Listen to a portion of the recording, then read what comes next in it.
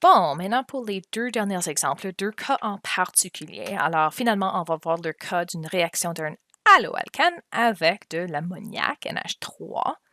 Alors, celui-ci, ça fonctionne quand même comme les autres réactions de substitution, puis c'est la même idée que ce qu'on avait fait avec nos halogènes. Donc, on a une petite charge partielle positive sur le carbone, l'azote négatif est attiré à ça, alors on a une réaction nucléophile. Et lorsque ceci se passe, par la suite, lorsqu'on forme cette liaison-là, on va botter notre brome. Faites juste attention parce que lorsque tu formes des liaisons avec l'azote, il y a besoin d'avoir 3 liaisons en total. Alors, quand je forme le produit, il y aura une liaison avec carbone. Le restant sera les hydrogènes. Donc, il y en a seulement un qui va se séparer pour réagir avec notre brome. Pour montrer ça, tiens, alors, j'ai mon produit.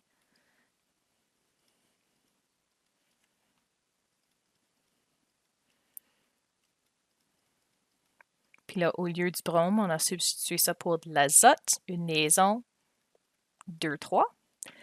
Et j'ai le dernier hydrogène avec brome qui a été botté, l'acide bromhydrique. Alors, un tout petit peu différent des réactions avec les halogènes, mais semblable. Bon, un dernier cas spécifique, c'est avec les composés aromatiques. On avait vu un cas, je voulais simplement montrer un autre exemple, parce que ce que vous allez voir plus tard, c'est que ceci va ressembler à une réaction d'addition que nous allons voir plus tard. Par contre, avec nos composés aromatiques, je l'ai dessiné comme ça cette fois-ci, mais n'oubliez pas que ces liaisons font le tour et le tour et le tour et le tour. Encore très stable, très difficile à briser, ça ne se fera pas avec ces réactions ici. Alors, la seule chose qu'on pourrait faire, c'est une substitution. Alors,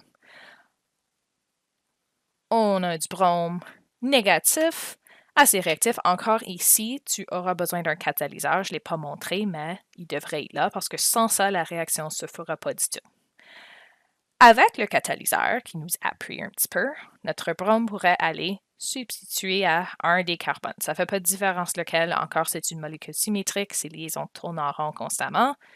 Je pourrais le mettre... je vais simplement le mettre en haut juste parce que j'ai envie de faire ça, mais tu pourrais le mettre n'importe où, puis c'est la même molécule. Alors, mon brome va s'attaquer au carbone. Oups, trop de liaison, on va botter l'hydrogène qui pourrait se combiner avec l'autre brome. Alors, je vais redessiner ça avec l'autre structure maintenant. Alors, le benzène, on vient d'ajouter un brome, substituer ça avec hydrogène. Alors, acide bromhydrique comme deuxième produit. Bon, et c'est tout pour votre première leçon sur les réactions organiques.